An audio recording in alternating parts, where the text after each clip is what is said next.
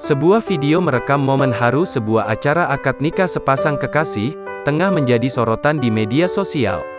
Alih-alih menggelar pernikahan di gedung atau hotel mewah, dua sejoli ini justru mengucap janji suci secara sederhana di rumah. Hal ini dikarenakan mereka harus melaksanakan akad nikah di hadapan salah satu orang tua mempelai yang terbaring sakit. Melansir dari unggahan di Instagram @sahabatsurga, terlihat momen akad nikah tersebut pun diiringi tangis haru dari keluarga yang hadir. Menariknya, dua sejoli itu tampak menggelar acara pernikahan mereka dengan sederhana di rumah.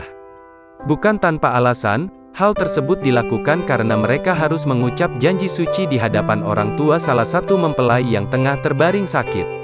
Dengan wajah haru, wanita tersebut menyaksikan pernikahan anaknya meski dalam keadaan sakit.